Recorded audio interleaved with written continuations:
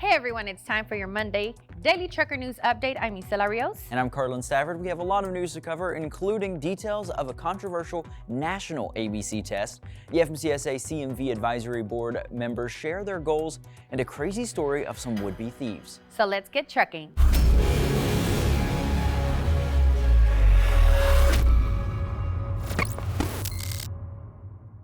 We start today with news from Capitol Hill, where the House passed the Protecting the Rights to Organize, or PRO Act.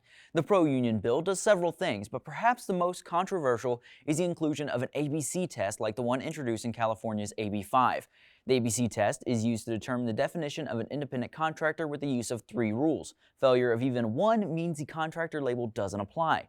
Now, that rule really concerns truckers specifically with the B part of performing a service outside of the usual course of business of the employer, meaning if a trucking company hires an independent driver, they would be classified as an employee, not contractor. Now, the test wasn't the goal of the bill. In fact, the bill is mostly amendments to the National Labor Relations Act, which governs union elections and representation. Now, the bill is headed to the Senate, where it is expected, unfortunately, to fail. We've covered the FMCSA's advisory board before, and now the group of 25 CMV drivers are listing out their main focus.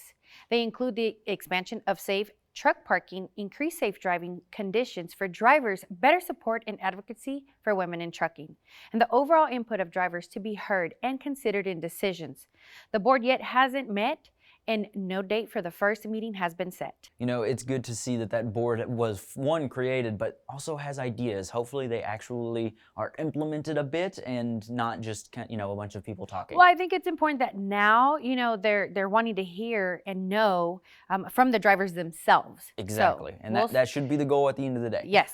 The new head of the Commercial Vehicle Training Association, A. Bailey Wood, says making sure truck driver schools are prepared for the implementation of the entry-level driver training rule is his top priority. The association has already hosted several webinars and will host more, making sure the schools are ready. The rule, which establishes minimum standards for general knowledge and behind-the-wheel training, was supposed to go into effect in 2017, but was delayed.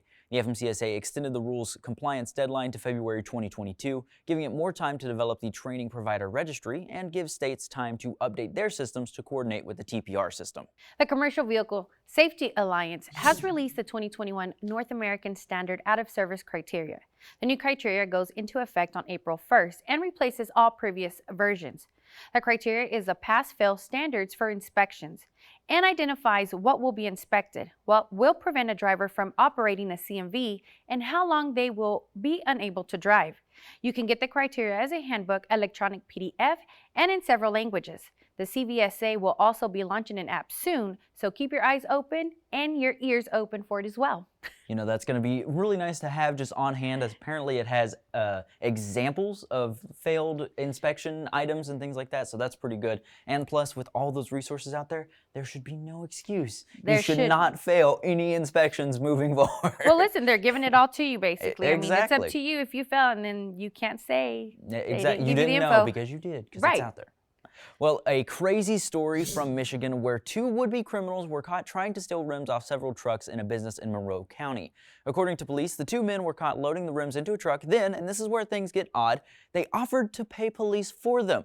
When the police turned down the offer, and who knows why they would do that, the men took off on foot, and one of them was even carrying a small child. The story just gets crazier, right? They didn't get far and were eventually arrested. Police say they plan to sell the rims for scrap metal. Everyone, mark your calendars. Tony Justice's first CD in 4 years, 18 Years to Life, releases next month on April 16th. Tony tells us it's his best album yet. Look for his new CD at TA corporate locations and, of course, online. If you can't, don't worry. You can check out his latest single, Long Distance Love, which was recorded and performed with Jane Denham. We've heard Long Distance Love, and he's given us a sneak peek at a few of those other songs on that album. Guys, you're going to want it. It's pretty great. Yeah, you got to check it out. Plus, Tony's done a great job at it. And Jane Denham, I mean, she's amazing herself. Exactly. Who doesn't love those two? Well, that does it for today's update. Tune in tomorrow for all the trucking news you need.